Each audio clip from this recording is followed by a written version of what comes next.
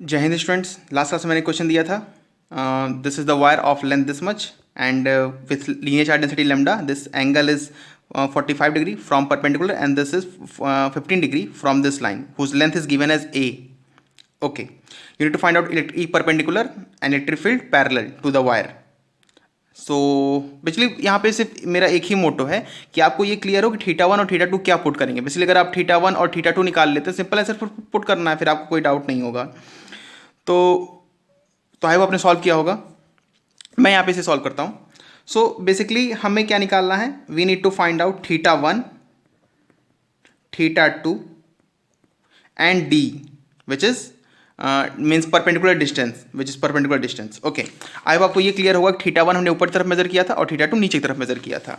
तो अगर आप इसमें ध्यान दें तो आई थिंक थीटा वन तो सबको क्लियर ही होगा, क्योंकि ये ऊपर वाली लेंथ ऐसे मेजर करनी है. तो 45 + 15 theta one will be equal to 60 degree. Okay, now next one, what is theta to.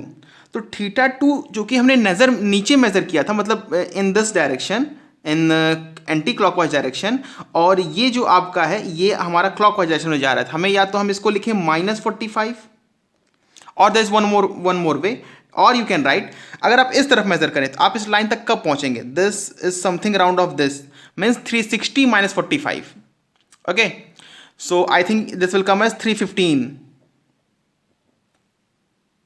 Okay, या तो मतलब कि अगर आप ऐसे मेजर करें तो आपका आएगा थीटा टू 315. तो ऑब्वियसली आप सिंपल पुट करना है, तो E perpendicular will be equal to के लेमडा बाई आर. अच्छा, one more thing, what is are.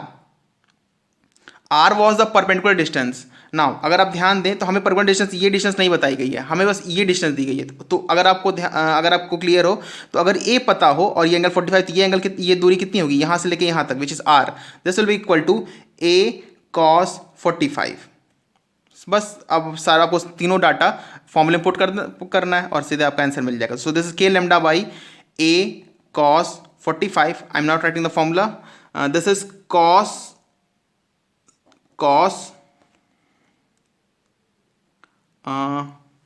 1 minute, मैंने कुछ गलती की है. ई पैरेलल इज कॉस, या I think in this question, this is sin 45 plus sin 60.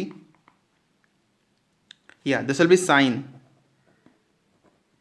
This is also sin, and this will be cos 45. Okay, silly mistake. Okay, perpendicular में sin होता है, parallel में cos होता है. Okay, so मैंने दोनों interchange कर दिया था. Okay, so E perpendicular will be equal to sin E perpendicular will sin theta 1 plus sin theta 2. Okay, this is, so E perpendicular is equal to sin. Now what is theta 1? Theta 1 is sin 60, and what is theta 2? That is 45. So sin minus theta minus sin theta होता है. This is minus sin 45. Now what is E parallel? This is k lambda by a cos 45. This is cos theta 1 cos 60 minus cos of minus 45. Obviously cos minus theta cos theta ही होता है, तो this will B cos 45 only. Okay, so I hope आपको clear होगा. आप इसे solve करके मतलब data put कर लीजिएगा, sin 60 cos 60 sin 45 cos 45 की वैल्यूज. ओके, सो और इससे जुड़ा अगर कोई भी क्वेश्चन होगा तो आप जरूर पूछिएगा. ये मैंने एक मिस्टेक की थी एक्चुअली, जो परपेंडिकुलर का फॉर्मूला होता है उसमें साइन होता है और जो पैरेलल फॉर्मूला उसमें कॉस होता है, मैंने ये इंटरचेंज कर दिया था. Okay, so okay, let's take one more question related to this. So let's take one more question. This is question number 4. Now there's a length of finite wire of linear charge density lambda, and we need to find out electric field at this point,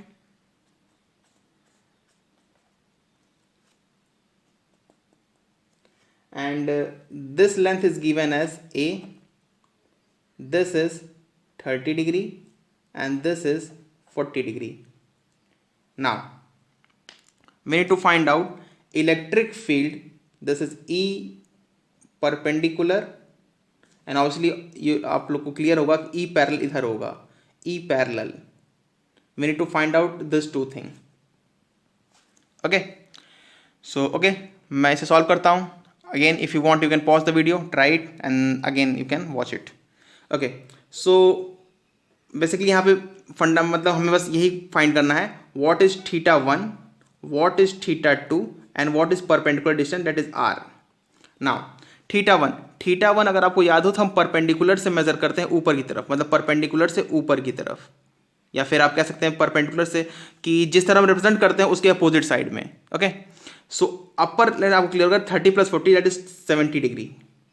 and again theta two will come as origin से -30, Oregon से 330. Means theta two चूंकि हम नीचे तरफ major करते हैं लेकिन हमारा इस तरफ है तो हम इसे लिखेंगे -30.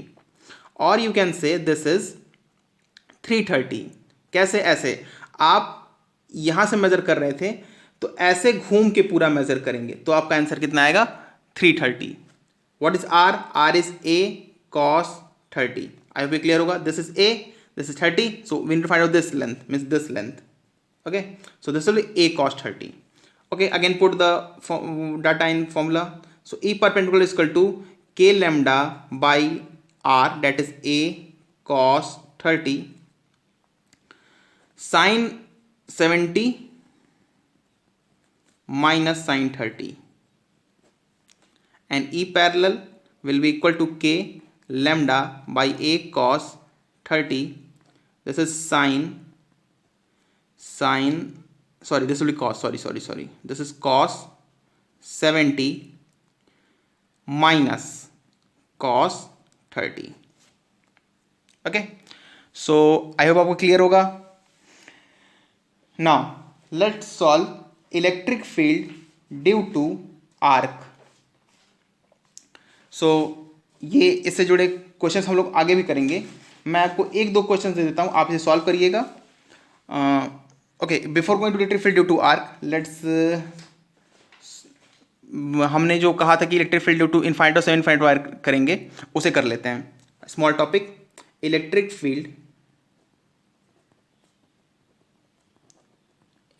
Field due to semi infinite wire. Now what do you mean by electric field due to semi infinite wire? Basically कि अगर जो हमारा वायर है वो एक तरफ इनफाइनाइट हो, मीन समथिंग लाइक दिस, और एक तरफ फाइनाइट हो, फाइनाइट मीन्स एंड उसी पॉइंट पर, तो इसे हम कहते हैं सेमी इनफाइनाइट वायर. और we need to find out electric field at this point. This is R, perpendicular distance है ये इस पॉइंट पर. Okay, so this is infinite this side and charge density is given as lambda, obviously coulomb per metre, and we to find out electric field at this point. तो एक तरफ infinite है, एक तरफ आपका एंड आपको clear है, तो इसे कहते हैं इलेक्ट्रिक फील्ड सेमी, तो इसे सेमी इनफाइनाइट कहते हैं. अगर दोनों तरफ होता है तो इनफाइनाइट कहते हैं. ओके, तो अगर मैं पूछता हूँ यहाँ पे, तो बेसिकली आपको क्लियर होगा कि जो डिस्टेंस परपेंडिकुलर डिस्टेंस है वो आर है, इसमें कोई डाउट नहीं. अच्छा, अगर आप यहाँ से ऊपर वाला एंगल मेजर करें तो आई होप आपको क्लियर होगा कि हम आपका θ1 आएगा 90, और you can say π/2 in radian. Now what will θ2? θ2 नीचे वाले पॉइंट का एंगल था, तो चूंकि नीचे जो पॉइंट है वो तो यही है, तो यहीं से यहीं का एंगल जब मेजर करते आपको क्लियर होगा कि ये एंगल आएगा 0. Again put the value, so I am writing it here only. So E perpendicular, this is E perpendicular, this was k lambda by r sin, obviously 1 ही आएगा पर मैं पहली बार पुट कर देता हूँ, sin 90 θ1 plus sin θ2 that is 0. obviously sin 0 is 0, sin 90 is 1, तो ये आपका आंसर आएगा. ओके, इसे आप सॉल्व कर लीजिएगा, मैं इसे लिखता हूँ. E parallel this will be equal to k lambda by r cos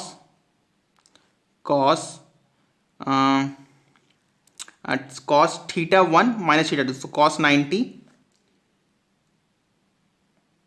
cos this is theta one cos theta one minus cos theta two, और I have done some mistake. Okay, let's see. This is cos theta 2 minus cos theta. Yeah, that was mistaken. Cos theta 2. So this is cos 0. Okay. Cos 0 minus cos of. Okay, let me keep it here. Cos 0 minus cos of 90. Okay. So cos 0 minus cos of 90. Now, अगर आप इसे solve करें तो इसका भी answer 1 ही आएगा. cos 90 is 0, cos 0 is 1. तो late me right this. E perpendicular, E parallel, this will be equal to K lambda by R, and this will also be equal to K lambda by R. I will clear हुआ K क्या है. K is 1/4 pi epsilon naught. Okay, be clear. K is equal to 1/4 pi epsilon naught. So E perpendicular is equal to K lambda by R and E parallel is equal to K lambda by R. Okay. So ये था semi infinite wire की वजह से. Okay, I hope आपको clear होगा. Let's take electric field due to a infinite wire. That was finite wire, semi infinite, and this last one is infinite. Electric field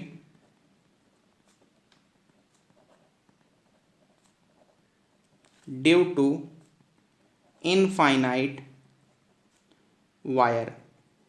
Electric field due to infinite wire. Okay, in this case wire will be finite on both the side, means on top side also, on bottom side also.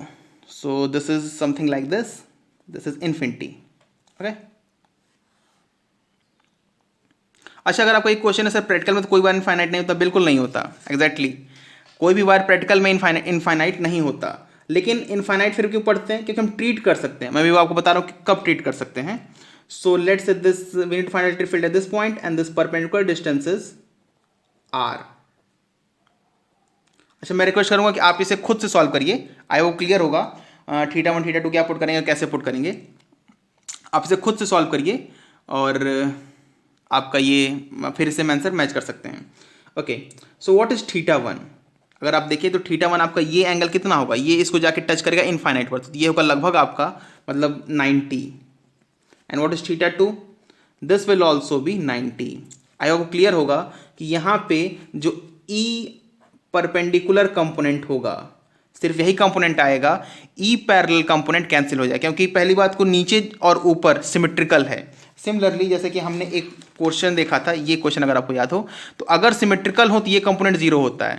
Okay, so similarly in this case also अगर ये ऊपर नीचे symmetrical है तो जो parallel component आएगा वो zero आएगा. सिर्फ और सिर्फ परपेंडिकुलर कंपोनेंट ही आएगा, परपेंडिकुलर कंपोनेंट ही आएगा. Okay, so what is E perpendicular? Now by the formula this is K lambda by R sin theta 1 plus theta 2. So I am writing a 90 plus sin 90.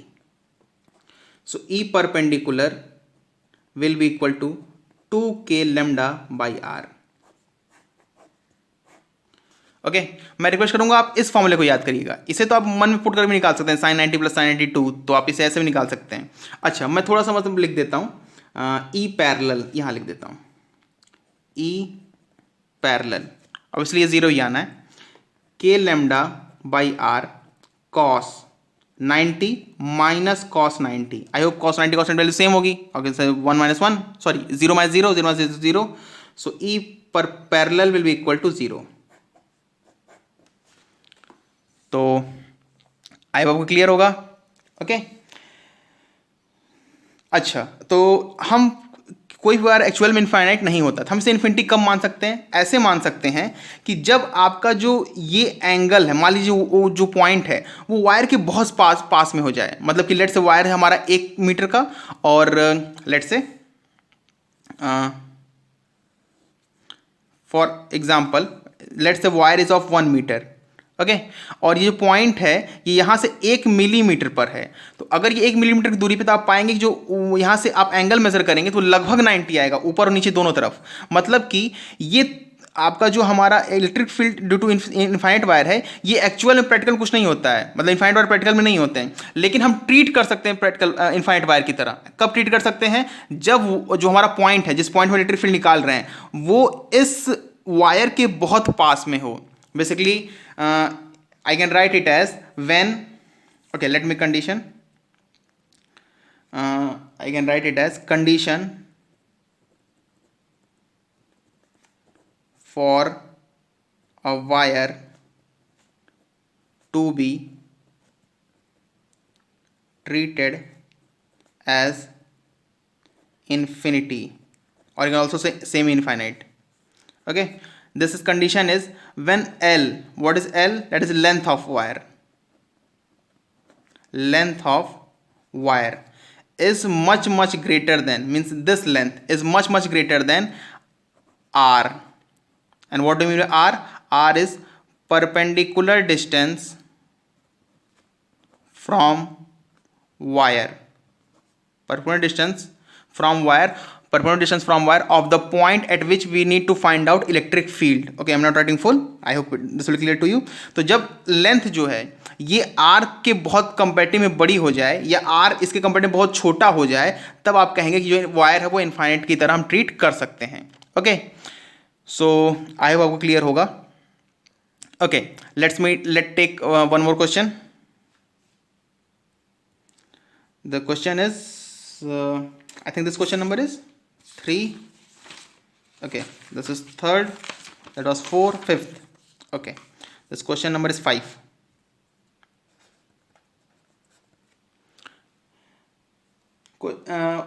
Wire is given as, this wire is given as infinite on this side, and this was come here and bend at right angle and again move to this side, and this is infinite. Now this was given as a 90 degree. You need to find out electric field at this point, which is A. This is A, this is A, this point, this is A, and ये दोनों perpendicular distance है। Find to semi infinite wire at right angle, find electric field at given point.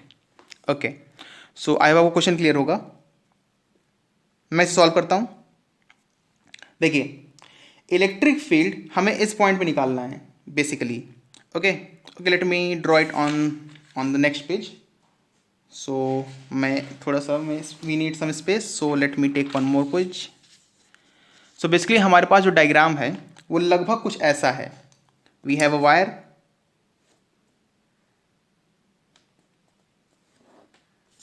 and this was bent at 90 degree and moved to this side. This was infinity, and this is A, and it find electric field at this point. Okay, this is lambda coulomb, this is also lambda coulomb. This was given in question. Yeah, this was not given. Okay, I have not mentioned it. So this is lambda, this is also lambda, coulomb per meter. Find out electric field at this point. Okay, at given point. This is P, or you can say name it as P. Okay, so we need to find out electric field at this point. तो सबसे पहले इस wire की वजह से निकालते हैं, फिर इस वायर की वजह से निकाल सकते हैं। आप इसे ट्रीट कर सकते हैं two different semi infinite wires. एक ये सेमी इनफाइनाइट वायर है, एक ये सेमी इनफाइनाइट वायर है। आप इन दोनों की वजह से निकाल सकते हैं। अच्छा, लेकिन ये एग्जैक्टली सेमी इनफाइनाइट नहीं। अगर आप ध्यान दें तो ऊपर तो एंगल आपका 90 है। जैसे ये अगर मैं इस वायर से पूछूं, let's say this first wire, तो ऊपर इसके एंगल कितना है, मतलब ये एंगल जो आप मेजर करें θ1, ये तो 90 होगा, लेकिन नीचे वाला 0 नहीं होगा। ये देखिए, अगर आप मेजर करें, आपको अच्छा आपको क्लियर होगा कि ये स्क्वायर है, ये 90 आपको दिया हुआ है, ये परपेंडिकुलर डिस्टेंस ये 90 होगा, परपेंडिकुलर डिस्टेंस ये भी 90 होगा, तो ऑब्वियसली ये भी 90 होगा। तो ये एंगल आपका जो आएगा, ये आएगा 45। Okay, so I hope clear हो रहा होगा। अच्छा, मैं ऐसा इसलिए कहता हूँ कि मुझे आपका फीडबैक जल्दी नहीं मिल पाता। अगर ये क्लासरूम होता तो आई थिंक आपको तुरंत कोई स्टूडेंट मुझे बता देता। जैसे मैंने ये मिस्टेक की थी, सिली मिस्टेक लास्ट क्लास में मैंने किया था कि यहाँ पे साइन कॉस को इंटरचेंज कर दिया था। तो ऐसी कोई मिस्टेक अगर होती हैं तो स्टूडेंट नॉर्मली तुरंत बता देते हैं, तो इससे क्लियर रहता है कि कोई बोर्ड पर मिस्टेक नहीं हो रही। लेकिन नॉर्मली अगर मैं ऐसे मिस्टेक करता हूँ मुझे नहीं नजर आती तो मैं इग्नोर कर देता हूँ। Okay, so this is a, this is a, this is square, this 45 और ऊपर एंगल होगा 90। ओके, तो इस वायर की वजह से मैं यहाँ लिखता हूँ θ1 इज 90, θ2 45। अच्छा, डी दोनों के लिए सेम होगा, परपेंडिकुलर डिस्टेंस सेम होगा, that is a. Okay, so अगर आप इस तरफ वायर, इस तरफ इलेक्ट्रिक फील्ड लिखें तो ये लिखेंगे आप k lambda by A, this is sine 90 plus sine 45। Okay, अगर इधर लिखना होगा तो आप लिखेंगे k, okay, I am writing it as this k lambda by A. अच्छा, इसे एक मैं यहाँ लिखता हूँ, यहाँ नहीं, k lambda by A cos 90, sorry cos 45, θ2 था, जिधर लिखते हैं उधर का एंगल पहले लिखते हैं, cos 45 minus cos 90। Okay, so I hope आपको क्लियर होगा। अब लिखते हैं इस वायर की वजह से अगर, अच्छा मुझे लग रहा है आपको मतलब अगर कन्फ्यूजन हो तो आप दूसरा डायग्राम बना लीजिए, पर मैं इसमें लिखने की कोशिश करता हूँ। इस वायर की वजह से, मतलब नीचे वाले वायर की वजह से, इसकी वजह से मैं लिखूंगा तो लिखूंगा मैं इसका θ1 होगा, मैं यहाँ लिखता हूँ θ1 दे टू दिस। अच्छा, आप ध्यान दें तो θ1 हम इधर मेजर कर रहे हैं। ओके ओके, θ1 हम ऊपर मेजर कर रहे हैं। चलिए, मतलब मैं ऐसे देख रहा हूँ, मतलब मेरे लिए ये जो ऊपर लाइन होगा ये θ1 होगा और ये θ2 होगा, तो ऑब्वियसली ये एंगल भी तो 45 है। ओके, सो θ1 मतलब θ1 इधर वाला, तो θ1 हमारा होगा 90 and θ2 will be equal to 45। अच्छा, तो हम इसमें इलेक्ट्रिक फील्ड इधर लिखेंगे, इसके इलेक्ट्रिक फील्ड एक परपेंडिकुलर होगी और एक पैरेलल होगी इस तरफ, दिस विल बी पैरेलल। तो ये कंपोनेंट होगा k lambda by a sine 90 plus, sorry sine 90 plus sine 45, and this component will be, मैं इसे यहां लिखता हूं k lambda by A cos 45 minus cos 90।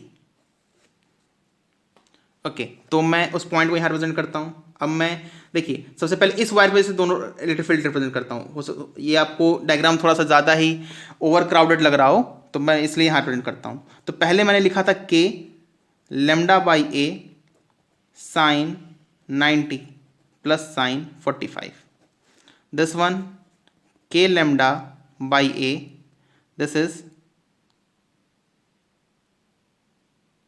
Sorry ये, अच्छा मैंने ये लिख दिया। अच्छा ठीक है, एक मिनट, मैंने गलत नहीं किया हमने कुछ, मैं इलेक्ट्रिक फील्ड लिख रहा था ये वाली, और ये किसकी वजह से, इस वायर की वजह से ऊपर की तरफ, और इस वायर की वजह से एक और इलेक्ट्रिक फील्ड इस तरफ, मैं पहले उसे लिखता हूँ, this is k, this one lambda by A cos 45 minus cos 90। Okay, I am not putting the value of 45 and 90 now. अच्छा, अब इसकी वजह से लिखते हैं, तो एक ये था k lambda by a that is sine 90 plus sine 45, और एक ये था पर parallel component, this was parallel component due to this wire and this was perpendicular component due to this wire, और इस वायर की वजह से परपेंडिकुलर कंपोनेंट ये है और पैरेलल कंपोनेंट ये है। ओके, तो this k lambda by A cos 45 minus cos 90। Okay, so अगर आपको क्लियर हो रहा हो, सो साइन 45 कॉस 45 एक होता है, तो ये और ये कैंसिल हो जाएंगे, sine 90 is 1 cos 90 is, sorry sine 90 is 1 cos 90 is 0। तो अच्छा, मैं इसको सॉल्व करता हूँ सिंपली, अगर आपको डाउट हो रहा है तो देखिए, मैं क्या लिख सकता हूँ, k lambda by a sine 90 is 1, sine 45 1 by root 2। अच्छा, मुझे एक स्टेप मिस करना चाहिए था यहाँ पर, k lambda by A cos 45 is 1 by root 2, cos 90 is 0। Okay, cos 0 1 cos 90 0, so this one, this is k lambda by a sine 90, again 1 plus 1 by root 2, and again this will be k lambda by a, this will be 1 by root 2.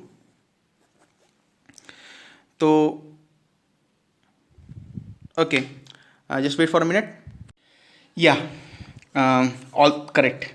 So kd by lambda, sorry k lambda by a 1 plus 1 by root 2 ये है, और k lambda by 1 by root 2 ये है. अगर इसको solve करेंगे तो आप पाएंगे कि ये पूरा टर्म इस टर्म से कैंसिल हो जाएगा. Mean something like this whole term will get cancelled by this term. Similarly ये जो k लैम्डा बाई 2 है ये पूरा कैंसिल होगा इस टर्म से. ओके, सो अगर मैं इसे फर्दर लिखता हूँ तो यहाँ पे जो मतलब नेट फोर्स, अगर आप ध्यान देते वही पॉइंट है जो यहाँ रिप्रेजेंट किया हूँ. ठीक है, मैं उसको अलग अलग सॉल्व करके बना रहा हूँ. तो in this direction electric field will come as k lambda by a, and in this direction electric field will come as k lambda by a. दोनों 90 डिग्री पर होंगे. आई होप आप इसे फर्दर सॉल्व कर सकते हैं. अच्छा, मैं इसे रिप्रेजेंट कर देता हूँ after this, after this, after this and after this. So obviously this के लेमडा, इसका जो नेट आएगा, जो इसका नेट कंपोनेंट आएगा, ओके मैं फिर से मतलब रिप्रेजेंट कर देता हूँ, वो आएगा आपका इस तरफ, somewhat in this direction. Okay, this will be root 2 K lambda by ए. मैं एक मतलब रफ में रिप्रेजेंट करता हूँ. तो अगर आपको क्लियर हो रहा हो तो ये पॉइंट ऐसे है, और ये है आपका एक wire, and another wire is this one. This is semi infinite in this direction, this is semi infinite in this direction, and this is the point. This is A, this is also A, and electric field will come as root 2 k lambda by A. Okay, so ये एक अच्छा question था. और इससे पहले मैंने आपको कोई क्वेश्चन, अच्छा अभी तक मैंने होमवर्क में कोई क्वेश्चन नहीं दिया है. Okay, so it will be the infinite wire, and this is the first question we have solved, question number 5. Okay, now एक क्वेश्चन मैं आपको होमवर्क के तौर पे देता हूँ और एक क्वेश्चन सॉल्व करते हैं. सो फर्स्ट पहले क्वेश्चन सॉल्व करते हैं. ये थोड़ा अच्छा क्वेश्चन है, ये एसएचएम से जुड़ा हुआ क्वेश्चन है.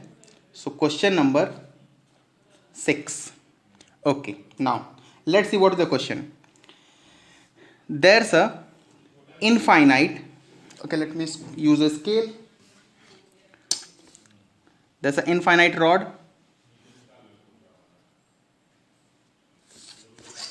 So infinite rod of charge lambda coulomb per meter. Okay. From this d distance above this point, which is d distance above, perpendicular distance, d distance above from this wire, there's placed a charge q comma m. Means there's a point charge which has charge q and mass m. Q is charge, m is mass. Okay, and this is given that this charge is in equilibrium position. A charge of q and mass m is placed at perpendicular distance, perpendicular distance d above it. This is a charge of q, mass m is placed at perpendicular distance d above it. This is equilibrium position for charge. Okay, this is the equilibrium position for charge. If charge is displaced, slightly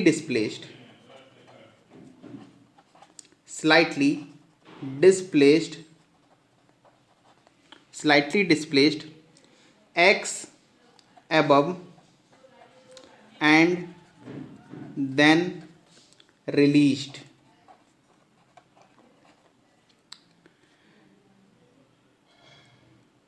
And then if charge is slightly displaced x above and then released, it will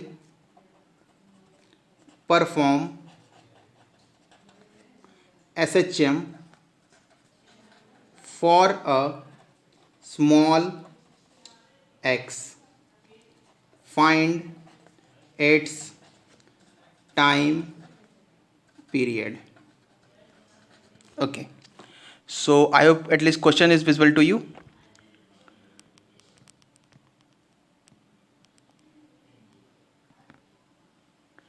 Okay, so I hope question is visible to you all. Let me read it once. A charge of q and mass m is placed at perpendicular distance d above it, and this is equilibrium position for charge. If q is slightly displaced x above and then released, it will perform SHM for a small x, for a small value of x. Find its time period. Actually मैंने words खुद frame किए, तो हो सकता है आपको words थोड़े अजीब लग रहे हैं, बट क्वेश्चन में बेसिकली डाटा दिए हुए थे. Okay, what we need to find? We need to find this, we need to find out this distance, that is sorry, we need to find out the time period of this charge d distance पे. अगर ये release करके x distance ऊपर ले जाके छोड़ दिया जाता है, तो इसका जो टाइम पीरियड होगा SHM का, हमें वो निकालना है. ओके, सो आई होप आपने SHM पढ़ा होगा. टाइम पीरियड कैसे क्या होता है? टाइम होता है 2 pi by k. Okay okay, so अच्छा, k क्या होता है आपने पढ़ा हो? f is equal to minus के एक्स. एक टर्म होता है, एक कांस्टेंट होता है जो कि होता है f is equal to minus के x. Means for small displacement x, अगर फोर्स f लग रहा है which is proportional to minus of x, तो जो कांस्टेंट प्रोपोर्शनलिटी होता है उसे कहते हैं k.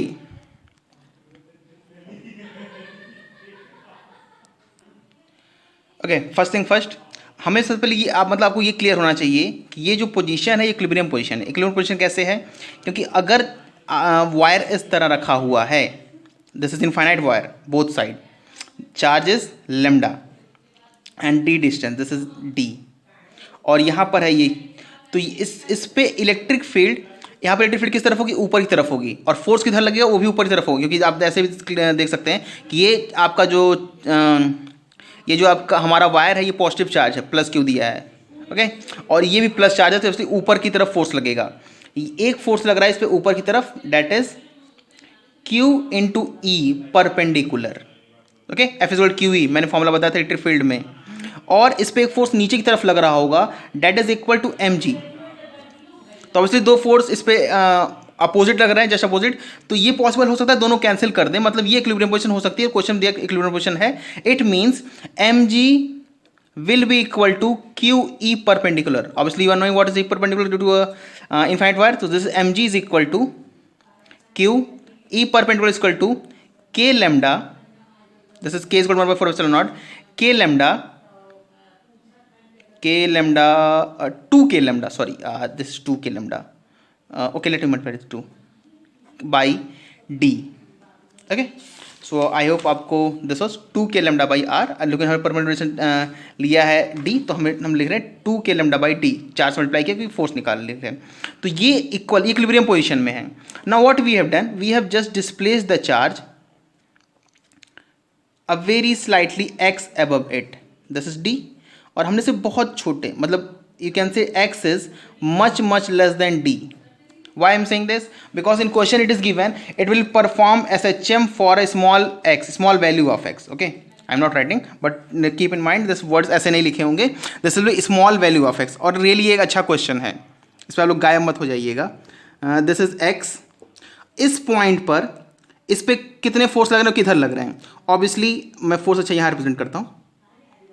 अच्छा ठीक है, यही रिप्रेजेंट करता हूँ. ठीक है, एक फोर्स तो ऊपर लग रहा होगा, that is Q into E perpendicular. अच्छा ये ध्यान दीजिएगा, ये ई परपेंडिकुलर ये परपेंडिकुलर सेम नहीं है, क्योंकि दो अलग अलग पॉइंट हैं.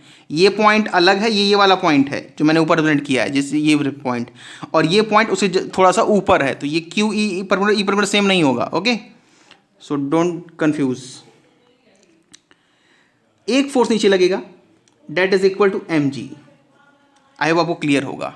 ओके, और अगर हम फोर्स के डायरेक्शन में फोर्स लिखें, मतलब सॉरी डिस्प्लेसमेंट, मतलब एक्स के डायरेक्शन में, डिस्प्लेसमेंट डायरेक्शन में फोर्स लिखें, so I will write it as F is equal to So I will write it as f is equal to Q E perpendicular minus M ji.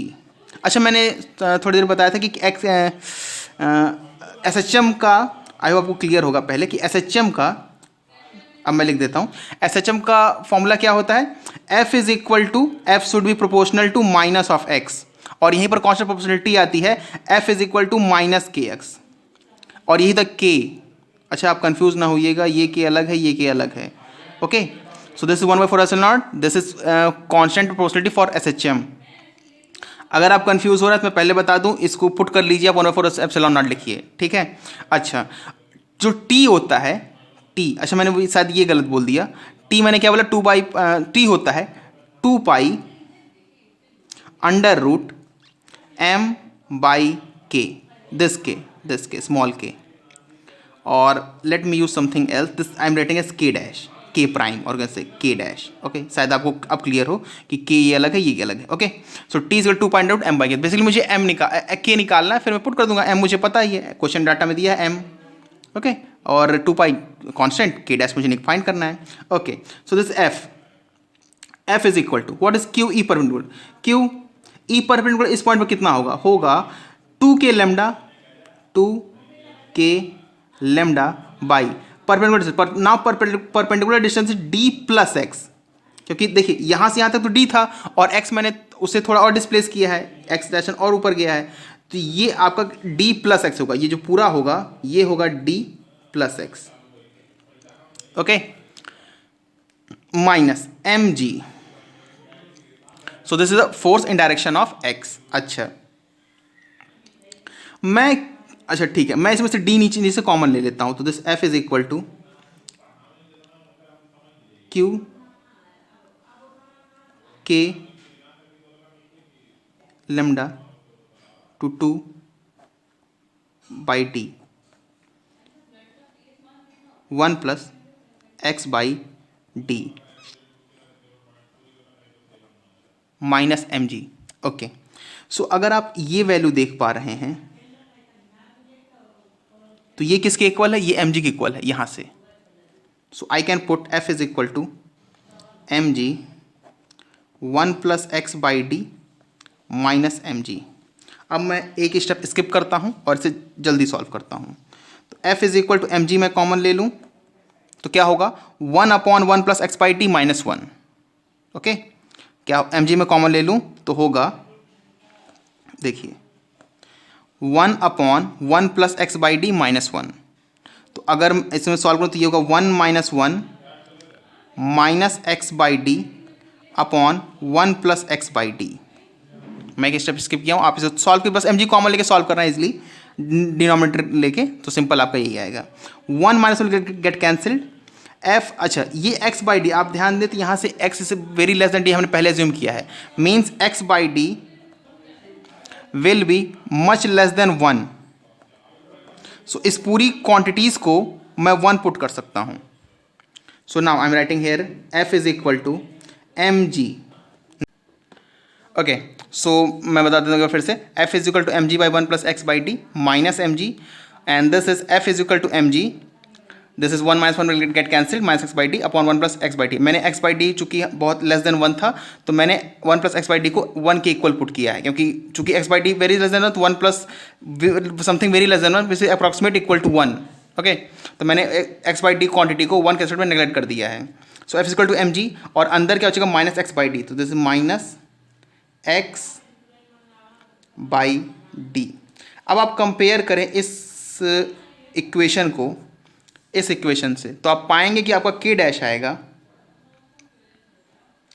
F is equal to minus X, F is equal to minus, sorry F is equal to minus K dash X, तो F is equal to minus K dash X, तो आपका K dash आएगा M G by D, तो this will be M G by D. Okay, so this, if we put this, so t will come as t is equal to 2 pi under root m by mg by d, this will get here, so this is t is equal to 2 pi, so this will create t is equal to 2 pi under root d by g, okay, so I hope this is clear. आपको अगर कोई doubt हो तो आप इसे फिर से देखिए and feel free to ask if there is any doubt. बेझिझक अगर वो कोई भी डाउट हो तो इससे जुड़ा आप प्लीज़ उसे पूछिए, क्योंकि ये एक बहुत अच्छा और इम्पॉर्टेंट क्वेश्चन था, और ऐसे क्वेश्चन आप फिर करेंगे एक बार इसी टॉपिक में। मतलब जब आप पढ़ेंगे electric field due to a ring, तब फिर एक एसएचएम का क्वेश्चन मैं कराऊंगा। ओके, तो मैं एक आपको क्वेश्चन देता हूं, आप इसे सॉल्व करिएगा और इसे लोग डिस्कस करेंगे अगली क्लास में। Now question is you have a square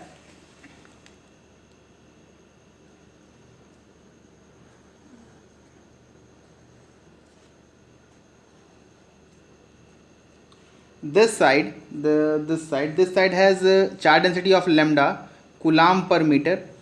This side also has density of lambda coulomb per meter. This side has charge density of minus lambda coulomb per meter, and this side also has minus lambda coulomb per meter. Okay, so you need to find out electric field at the center of the square. This is a square, it is given. Okay, you need to find electric field at the center of square. Okay, अच्छा एक point और कि अगर आपको sketch use करने से problem है तो आप बता सकते हैं, मैं अगली बार स्केच यूज़ नहीं करूँगा। मुझे लगा थोड़ा थिक राइटिंग होगी तो आपको शायद यूज़ हेल्पफुल हो पॉइंट को रीड करने में। Okay, so this is find electric field eight the centre of square. अच्छा एक ओरली क्वेश्चन मैं पूछता हूँ, अगर मान लीजिए चारों ही मतलब ये भी प्लस लेमडा होता, ये भी प्लस लेमडा होता, प्लस लेमडा, तो फिर सेंटर पर इलेक्ट्रिक फील्ड कितनी आती? सो ऑब्वियसली आई थिंक आपको ये क्लियर होगा कि अगर ये मतलब लेमडा चारों प्लस लेमडा होते हैं तो सेंटर पर इलेक्ट्रिक फील्ड आती है आपकी 0, क्योंकि इसकी वजह से ऊपर आती, इसकी वजह से राइट, इसकी वजह से लेफ्ट, इसकी वजह से नीचे, और चारों आपके equally in magnitude and equally displaced vectors होते हैं। मतलब सबके बीच में एंगल्स भी सेम होते हैं और सबका मैग्नीट्यूड भी सेम होता है, तो ऑब्वियसली उनका रिजल्टेंट 0 आता है। ओके, सो आप ये क्वेश्चन सॉल्व करिएगा। और अब हम लोग यहाँ पे देखने वाले हैं, next point is electric field. I am giving only this much space. Electric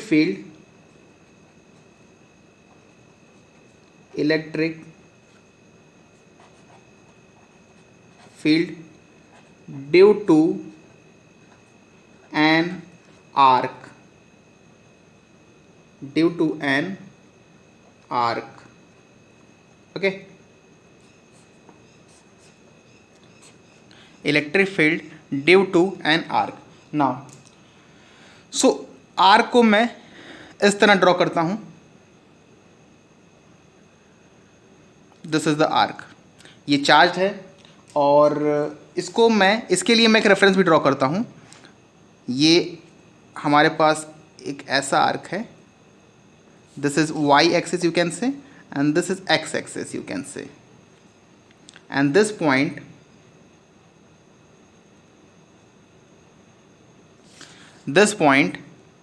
this is the centre of this arc. Obviously ये arc,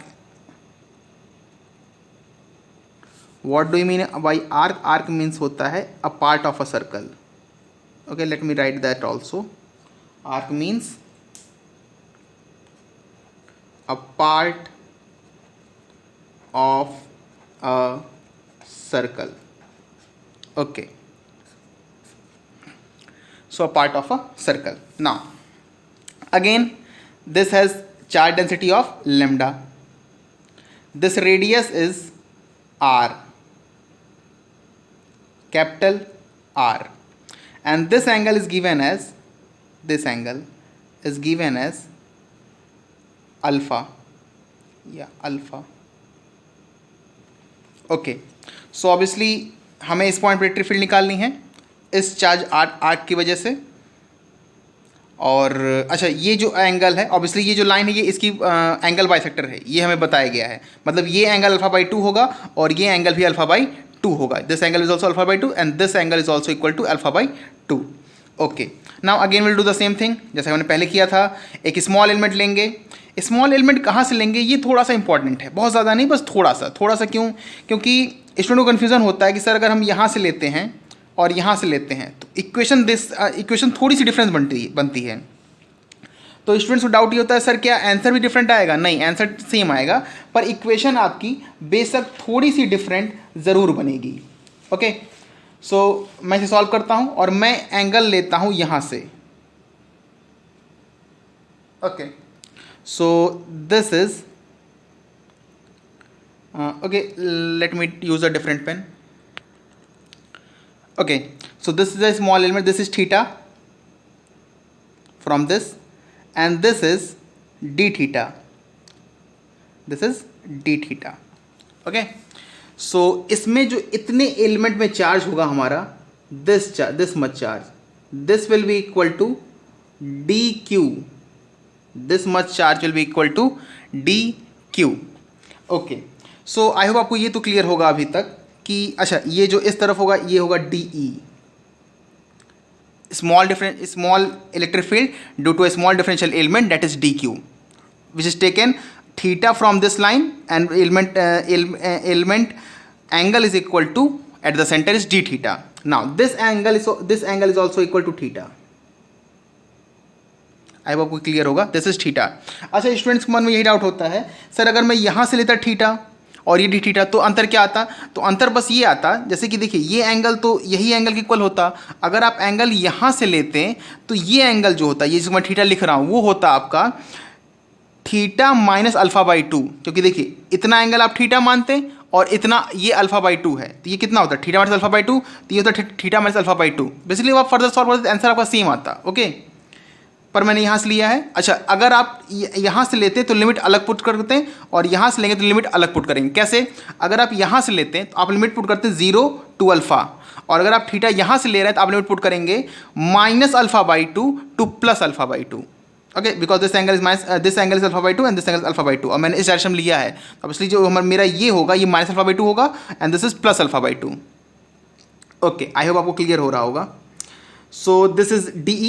Let me write what is DQ first. DQ is charge in this much element. इस element में charge कितना है, इसलिए आपको पता होगा कि DQ होता है लीनियर चार्ज डेंसिटी के केस में लेमडा इंटू लेंथ, तो lambda charge density. What is length of this region, this much region, और इसलिए आपको क्लियर होगा तो ये होगा R into D theta. Okay, so DE is equal to, अच्छा DE मैं यहाँ लिखता हूँ,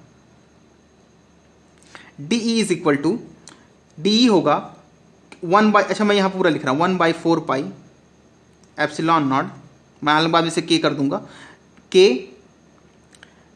charge K Q by R square. Q कितना है, Q है हमारा DQ डेट इज लेमडा. अच्छा वो डाउट हो तो ऐसे लिख K DQ by R square, एक स्टेप और आप इंक्रीज कर लीजिए. So this is DE is equal to K, अब मैं इसे K लिख रहा हूँ, DQ lambda R D theta by R square. Okay, so lambda R D theta by R square. Okay, in this case, इस case में यहाँ पर ये जो DE है इसके दो, चूंकि हम इसे इंटीग्रेट नहीं कर सकते क्योंकि सबके जो डायरेक्शन होंगे वो अलग अलग होंगे, तो मैं इसे ब्रेक करूँगा. One in this direction, one in this direction, this is equal to DE, okay DE cos theta, which is equal to electric field along the, अच्छा मैं इसे कोई नाम नहीं दे रहा हूँ, electric field along the perpendicular bisector, लेकिन बाद में इसे मैं नाम दूंगा, पर आप इसे भी याद रखिए electric field along perpendicular bisector. So this is okay, let me write something as E only, E, or you can say E along perpendicular E along bisector of arc. So bisector of arc. Okay, electric field along bisector of arc. This is the bisector, उसके along है, और इस along जो electric field आएगी ये एक इधर आएगा, that is DE sin theta. अच्छा, मैं डी साइन थीटा को कोई नाम नहीं दे रहा हूँ क्योंकि मुझे पता है डी साइन थीटा जीरो आएगा। ऑब्वियसली लोगों को ऐसे क्लियर हो रहा होगा कि इधर जितना है उसके इधर इतना जितना है, दोनों आपके सिमेट्रिकल हैं, इसलिए भी जीरो आएगा। ऐसे मैं क्लियर कर सकता हूँ कि जैसे मैंने यहाँ से थीटा लिया डी थीटा ना, मैं इसके इधर भी थीटा एलिमेंट ले सकता हूँ, जिसकी वजह से इतनी इलेक्ट्रिक फील्ड आएगी पर इधर आएगी, और इन दोनों की वजह से जो नेट कंपोनेंट आएगा वो इधर ही आएगा, इधर वाला कैंसिल हो जाएगा। ओके, सो मैं बस इसे निकालूंगा, means E bisector of arc. Okay, so D is equal to के lambda R D theta by R square. एक आर और एक आर कैंसिल होगा, पर मैं इसे यहाँ कैंसिल नहीं कर रहा, मैं थोड़ा स्टेप और बढ़ा रहा हूँ। तो E, okay, let me write it on the opposite side of the page. So E electric field along bisector of arc is equal to, that was DE, अगर आपको याद हो तो cos थीटा ये था। नाउ DE cos थीटा, अब मैं इसे इंटीग्रेट कर सकता हूँ। What is DE? K lambda R D theta by R square. This was k lambda R D theta cos theta यहाँ से आया है अपॉन आर स्क्वायर। कहाँ से कहाँ इंटीग्रेट करेंगे? Minus alpha by two to plus alpha by two. This R will get cancelled and K lambda by R constant है तो इसे बाहर आ जाएगा, तो ये होगा K lambda by R minus alpha by two plus alpha by two cos theta D theta. Now what is the integration of cos? I think आपको यहाँ से क्लियर होगा। मैं एक स्टेप फिर से स्किप कर रहा हूँ, मैं यहाँ लिख देता हूँ। चलिए आपके लिए मैं यहाँ लिख देता हूँ। इंटीग्रेशन होता है कॉस थीटा का होता है, मैं सिर्फ इसका इंटीग्रेशन लिख रहा हूँ, minus alpha by two plus alpha by two cos theta D theta. मैं सिर्फ इसका इंटीग्रेशन लिख रहा हूँ। ओके, कॉस थीटा का होता है इंटीग्रेशन होता है साइन थीटा, तो साइन थीटा कहाँ से कहाँ तक? Minus alpha by two to plus alpha by two. Okay, upper limit minus lower limit, तो this is sine alpha by two minus of. अच्छा, मैं बहुत पहले मतलब पहले बहुत सारे स्टेप स्किप किया हूँ, मैं यहाँ एक बार आपको समझा देता हूँ कैसे मैं क्या कहता था, कैसे टू आ जाता था। देखिए अंदर मैं क्या लिखूँगा, sine minus alpha by two, ठीक है, sine minus alpha by two. ये जो माइनस है ये बाहर आ जाता है साइन में से। मैंने आपके ट्रिग्नोमेट्री में ये पढ़ा होगा कि साइन के अंदर अगर साइन माइनस थीटा होता है माइनस साइन थीटा, तो ये बाहर आती प्लस हो जाएगा, तो ये होगा two sine alpha by two.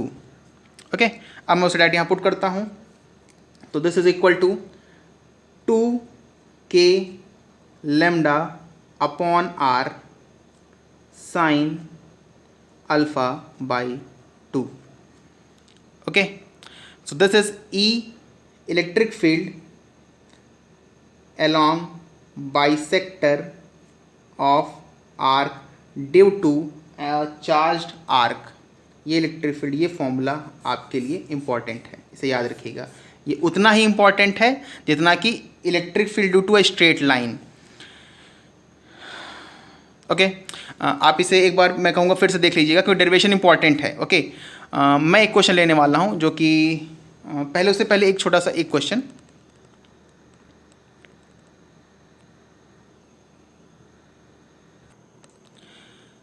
Okay, the question is find electric field at centre due to a charge semi circular ring.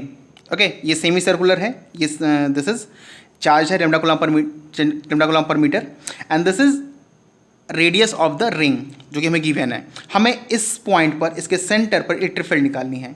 Okay, मैं डायरेक्ट फॉर्मूले का यूज़ करता हूँ। अच्छा, आप बस मुझे ये बताइए इसके लिए अल्फ़ा कितना होगा?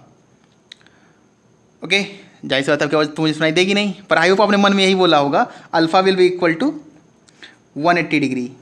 Okay, so alpha is equal to 180 degree. तो यहाँ पे इलेक्ट्रिक फील्ड जो लिखेंगे हम, ऑब्वियसली ये इलेक्ट्रिक फील्ड जस्ट मतलब अलॉन्ग द परमानेंट बाइसेक्टर ही आएगी। मैं एक छोटा सा डायग्राम बना के आपको रिप्रेजेंट कर देता हूँ, दिस वन। नाउ ये this is radius R, electric ये हमारा रेडियस आर है, ये है lambda coulomb per metre, this is solution and this will be electric field. और इलेक्ट्रिक फील्ड होगी हमारी, मैं डायरेक्ट इसमें पुट करता हूँ, अल्फा कितना पुट करना है 180, 180/2 ऑब्वियसली 90, तो 2k lambda upon R sign 90, और इसलिए आपको क्लियर होगा साइन 90 1 होता है, तो E इज इक्वल टू, मैं इसको के लिखता हूँ 1/4 epsilon nought 2 lambda by R. ये फॉर्मूला आपने कहीं देखा है क्या? ओके, मैं दिखाता हूँ आपने कहाँ देखा होगा। आपने इसे कुछ यहाँ देखा होगा, आपको याद है मैंने एक डेरिवेशन कराया था, और एंड में हमने थीटा, मतलब थीटा को हमने कहाँ से कहाँ पुट किया, 0 to 180 पुट किया था, 0 to पाई। देखिए ये 0 आ गया था, ये आया था 1/4 epsilon nought 2 lambda by R. वही चीज़ ठीक यहाँ पर भी आई है आपकी। ओके, इसे तो ये जनरलाइजेशन आपके लिए ज़्यादा यूजफुल है ये कॉन्सेप्ट।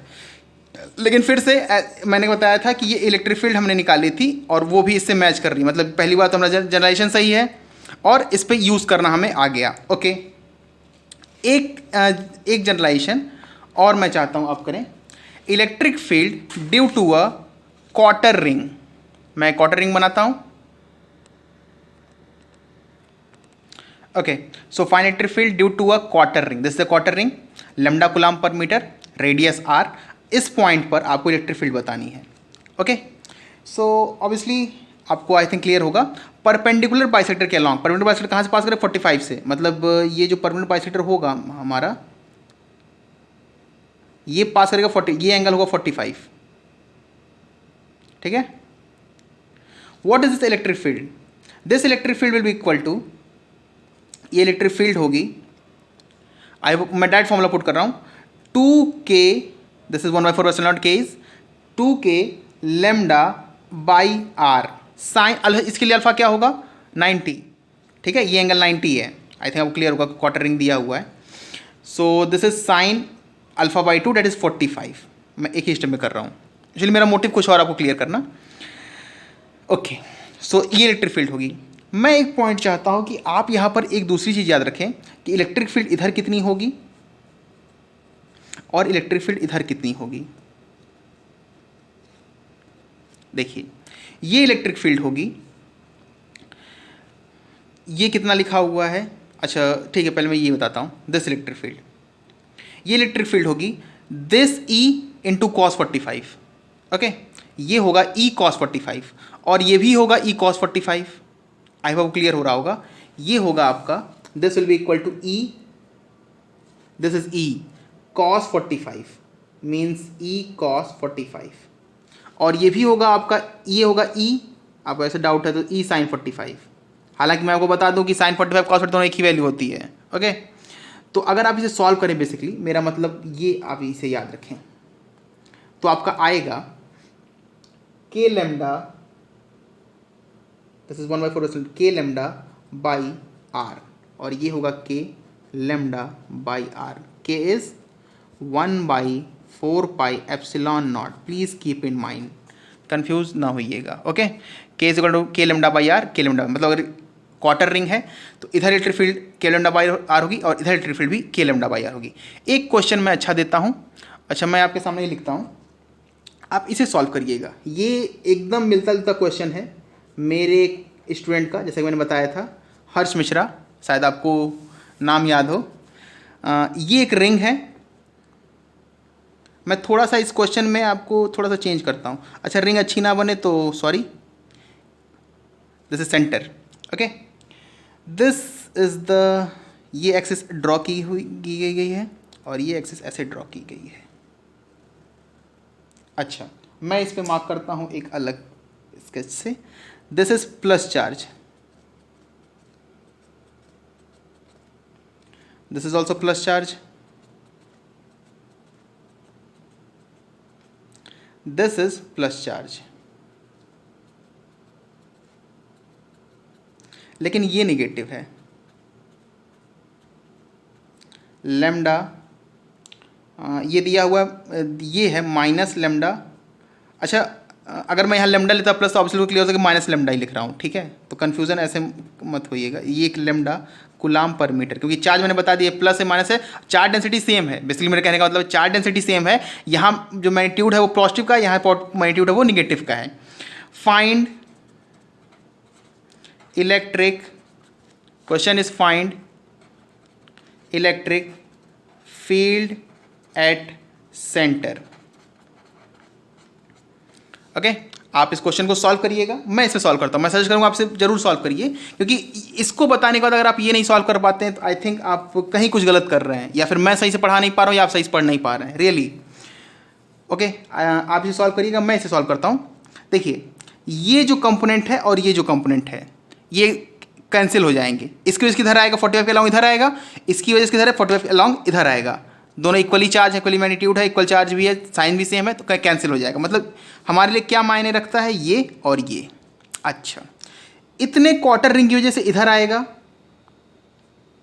कितना होगा के लेमडा। अच्छा, मैं इसी पे कर रहा हूँ, आप एक नए डायग्राम पे करिएगा, ठीक है। के लेमडा बाई आर, और इधर होगा K lambda by are. Positive से आउटवर्ड होगा, क्योंकि जैसे मैं दिखाया। अच्छा, निगेटिव से किधर होगा, टूवर्ड्स होगा, और कितना होगा, इतना ही होगा, और इधर भी इतना ही होगा। आई वो क्लियर हो रहा हो। तो सिंपल ये हो जाएगा 2 K lambda by are, 2 K lambda by are. तो इलेक्ट्रिक फील्ड नेट कितना आएगी, सॉल्यूशन, इलेक्ट्रिक फील्ड